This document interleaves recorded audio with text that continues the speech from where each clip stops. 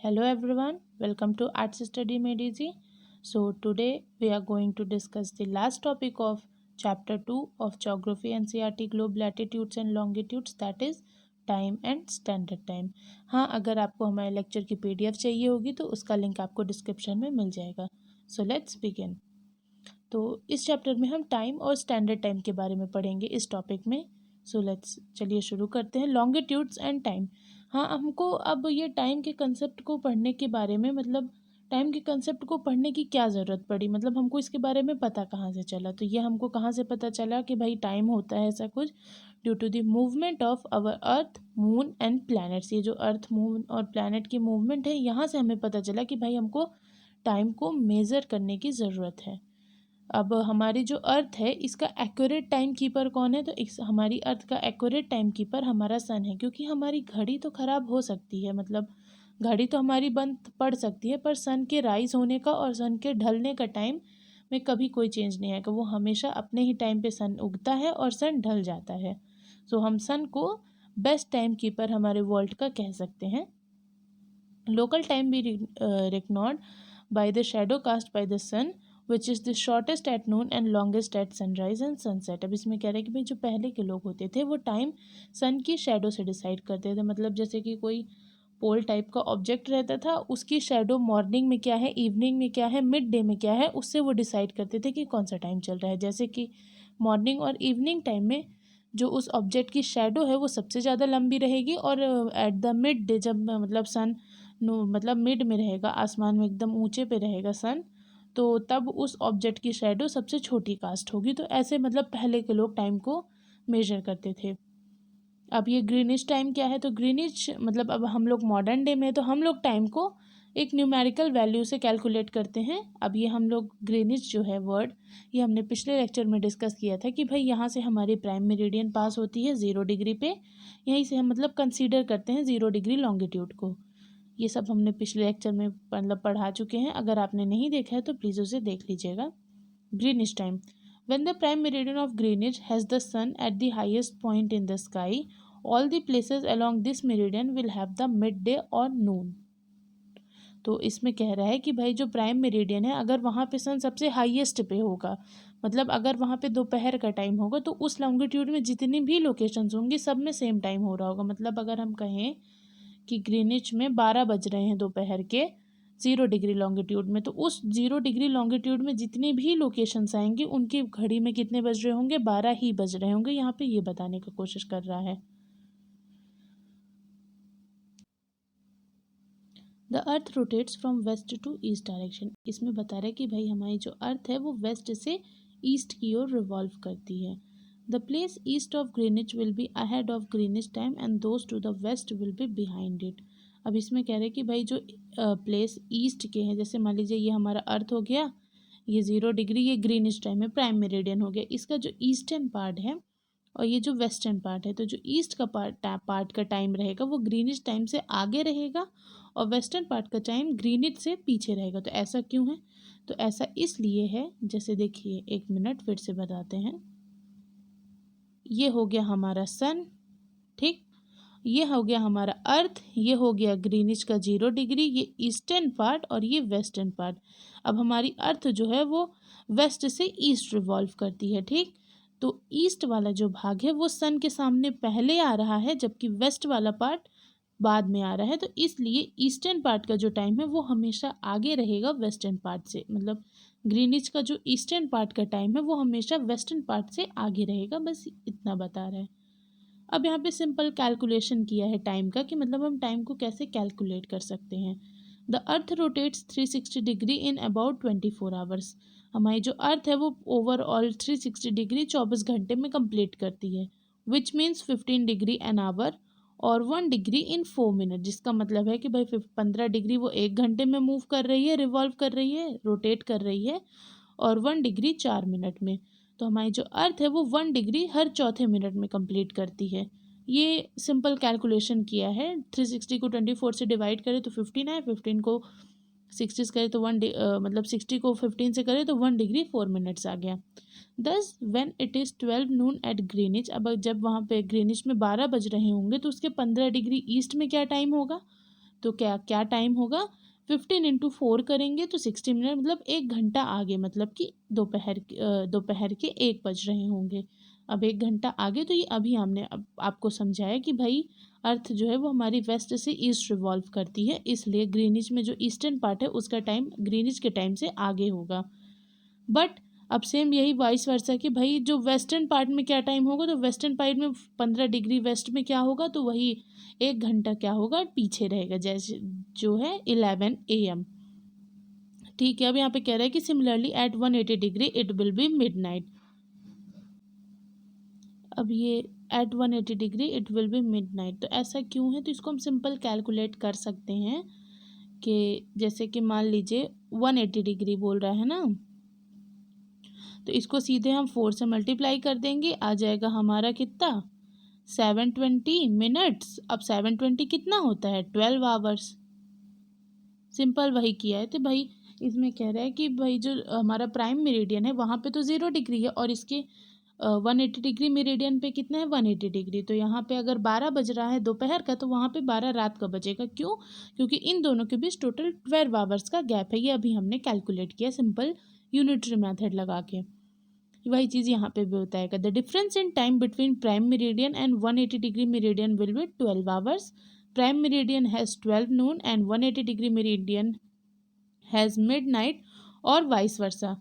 तो prime meridian में अगर 12 बज रहे हैं दोपहर के, तो वहाँ पे 12 बज रहे होंगे रात के। सेम वही वाइस वर्सा, उल्टा भी ऐसा हो सकता है। टोटल एग्जैक्ट 12 घंटे का क्या है डिफरेंस है टाइम पे, प्राइम मेरिडियन और 180 डिग्री मेरिडियन के बीच।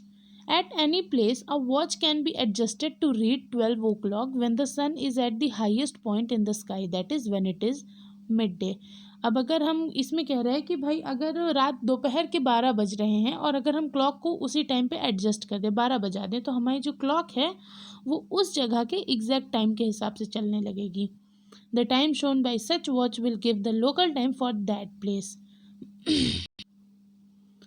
The time shown by such a watch will give the local time for that place. इसमें कह रहा है कि भाई अगर हम कोई लोकेशन पे हैं और वहाँ पे मिड डे है, तो हम सीधे अपनी क्लॉक को 12 पे सेट कर देंगे। उसके बाद जो उस लोकेशन का टाइम होगा, हमारी वॉच भी उसी हिसाब से वर्क करेगी। तो ये बता रहा है यहाँ पे all the places on a given meridian of longitude have the same local time. अब कोई भी प्लेसेस, जैसे मुझे कोई एक लॉन्गिट्यूड में एक पर्टिकुलर टाइम हो रहा है, तो उस लॉन्गिट्यूड में जितनी भी प्लेसेस हैं सबका लोकल टाइम सेम होगा। ये यहाँ पे एक ग्रिड है, इसमें सब बता रहे हैं कि भाई ये प्राइम मेरिडियन है, ये इक्वेटर है, और ये हर एक लॉन्गिट्यूड है जिसमें टाइम सेम रहता है। तो बस इतना ही बता रहा है इसमें। देखते हैं चलिए स्टैंडर्ड टाइम के बारे में। अब सिर्फ ये लोकल टाइम के हिसाब से तो हम लोग नहीं मतलब वर्क कर सकते हैं कि मतलब एक जगह का लोकल टाइम कुछ अलग हो गया, मान लीजिए वहाँ से हमको कहीं और जाना है तो वहाँ का अलग हो जाएगा, तो उस पर नहीं वर्क कर सकते। तो इसलिए एक स्टैंडर्ड टाइम होता है जो एक मतलब पर्टिकुलर एरिया की लोकेशन मतलब एक स्टैंडर्ड टाइम अडॉप्ट करती है कि हमारी जो मतलब हमारे जो भी वॉचेस हैं वो इसी स्टैंडर्ड टाइम के अकॉर्डिंग वर्क करेंगे। तो चलिए देखते हैं। The local time of places which are on different meridian are bound to differ. अब जैसे मान लीजिए जो प्लेसेस हैं जो डिफरेंट मेरिडियन में हैं, तो अब अगर हम एक जगह के लोकल टाइम के हिसाब से कंक्लूड करेंगे तो दूसरी जगह का डिफ़र कर जाएगा। तो इसके लिए हमें स्टैंडर्ड टाइम की नीड पड़ती है। अब जैसे अगर मुझे हमको ट्रेन्स होती हैं उनका टाइम टेबल बनाने में दिक्कत, जैसे मुझे कोई एक ट्रेन है वो डिफरेंट लॉन्गिट्यूड को पास कर रही है, तो टाइम तो उसको बहुत डिफ़र करेगा, टाइम उसको बहुत परेशान करेगा, तो इसमें प्रॉब्लम आ सकती हैं। इसलिए हम एक स्टैंडर्ड टाइम को अडॉप्ट करते हैं। अब यहाँ पे वही चीज़ बताया है कि at this would be make things difficult, ये थिंग्स को डिफ़िकल्ट कर देगा। For example it will be difficult to prepare a time table for trains which cross several longitudes. ये अभी हमने आपको बताया कि भाई जो ट्रेन सेवरल लॉन्गिट्यूड्स को क्रॉस करती हैं उनके लिए टाइम टेबल फिर बनाना बहुत मुश्किल हो जाएगा। In India for instance there will be a difference of about 1 hour and 45 minutes in the local times of Dwarka in Gujarat and Dibrugarh in Assam. तो गुजरात के द्वारका से और आसाम के डिब्रूगढ़ के बीच 1 hour and 45 minutes का टाइम डिफरेंस है। तो अगर हम कोई ऐसा करेंगे तो भाई कितना टफ हो जाएगा हमारे लिए। Therefore it is necessary to adopt the local time of some central meridians of a country as the standard time for the country. तो इसमें कह रहे हैं कि भाई इसीलिए सबसे ज़्यादा इम्पॉर्टेंट है कि हम कोई एक स्टैंडर्ड टाइम को मान के चलें कि भाई इसी के हिसाब से हमारे यहाँ की सारी घड़ी वर्क करेंगी, सारी वॉचेस वर्क करेंगी। तो चलिए देखते हैं। In India the longitude of 82.5 degree east is treated as the standard meridian. तो हमारे इंडिया ने कौन सा अडॉप्ट किया? 82.5 डिग्री ईस्टर्न का जो स्टैंडर्ड मतलब लॉन्गिट्यूड है उसको हम लोगों ने स्टैंडर्ड मेरिडियन अडॉप्ट किया है, जो कि प्रयागराज से होके पास करता है। The local time at this meridian is taken as the standard time for the whole country. It is known as Indian standard time. तो ये 82.5 डिग्री ईस्ट में जो टाइम हो रहा होगा उसी के हिसाब से हमारे पूरे इंडिया का लोकल टाइम वर्क करता है। तो इसको हमने क्या नेम दिया? Indian standard time. हमारी जो इंडिया है वो ग्रीनिच से 82.5 डिग्री ईस्टर्न में लोकेटेड है। ठीक, ईस्ट मतलब है कि हमारा जो टाइम है वो 5 आवर 30 मिनट्स ग्रीनिच के टाइम से अहेड चल रहा होगा। मतलब अगर हम कहें कि ग्रीनिच में अगर 1 बज रहे हैं तो हमारे यहाँ 5 आवर 30 मिनट्स मतलब यहाँ पे दिया है कि भाई अगर so it will B 7:30 PM in India. अब इसमें कह रहे हैं कि भाई अगर ग्रीनिच में 2 बज रहा है दोपहर का तो हमारे इंडिया में 7:30 बज रहे होंगे, क्योंकि हमारा जो इंडिया है वो 82.5 डिग्री ईस्टर्न पार्ट में लोकेटेड है ग्रीनिच के, और ईस्ट में हमेशा ग्रीनिच से टाइम क्या होता है? आगे चलता है। सो नून इन लंदन यहाँ पे, so it will B 7:30 PM in India when it is 2 PM Noon in London. तो ये बता रही है, अभी आपने बताया। अब यहाँ पे देखते हैं, जैसे कि ये जो है ये हमारा स्टैंडर्ड मेरिडियन है। ये सॉरी ये इसको इरेज करते हैं, ये पूरा इरेज करते हैं। हाँ, ये जो है ये हमारा स्टैंडर्ड मेरिडियन है 82.5 डिग्री ईस्ट, जो यहाँ पे ये इक्वेटर है इसको कट कर रहा है, और ये हमारे इंडिया में प्रयागराज से होके गुजरता है। चलिए आगे देखते हैं। ये इंडियन स्टैंडर्ड टाइम है 82.5 डिग्री ईस्ट। टाइम जोन्स, अब सम कंट्रीज हैव अब ये तो हमारे इंडिया का बात हो गया। अब हम आगे देखते हैं। Some countries have a great longitudinal extent and so they have adopt more than one standard time. अब हमारे इंडिया में तो हमने भाई एक स्टैंडर्ड टाइम अडॉप्ट कर लिया, इससे हमारे पूरे इंडिया का काम चल रहा है। बट कुछ कंट्री ऐसी भी होती हैं जो बहुत सारे लॉन्गिट्यूड से पास होती हैं, तो वो लोग क्या करती हैं, उनका एक स्टैंडर्ड टाइप पे मतलब एक स्टैंडर्ड टाइम पे उनका रहना सही नहीं है, इसलिए वो बहुत सारे स्टैंडर्ड टाइम को अडॉप्ट करती हैं। जैसे कि for example in Russia there are as many as 11 standard times. The earth has been divided into 24 time zones of 1 hour each. अब इसमें कह रहे हैं कि जो हमारी रशिया है ये बहुत सारे स्टैंडर्ड टाइम से पास होती है, तो इसलिए यहाँ पे कुल 11 स्टैंडर्ड टाइम्स को मतलब 11 स्टैंडर्ड टाइम्स रखे गए हैं रशिया में। अब इसमें कह रहे हैं कि भाई हमारी जो अर्थ है उसको 24 टाइम जोन्स में मतलब डिवाइड किया गया है। अब ये 24 कैसे, तो सीधे 360 डिग्री को 24 से डिवाइड किया तो 15 डिग्री का एक लॉन्गिट्यूड है हमारे इंडिया में। मतलब हर 15 डिग्री के बाद टाइम में चेंज आता है। Each zone 10 covers 15 degree of longitude, each time zone is of 1 hour. तो हमारी जो अर्थ है इसमें हर एक लॉन्गिट्यूड 15 की उसमें डिवाइड किया गया है 24 में, और हर एक लॉन्गिट्यूड में 1 आवर का डिफरेंस है। So every place will have 24 hours. तो इसलिए हमारी जितनी भी प्लेसेस हैं अर्थ में उनमें कितने आवर्स होते हैं? 24 आवर्स होते हैं, क्योंकि इस तरह हमारे अर्थ के लॉन्गिट्यूड्स को डिवाइड किया गया है, टाइम को इस तरह डिवाइड किया गया है।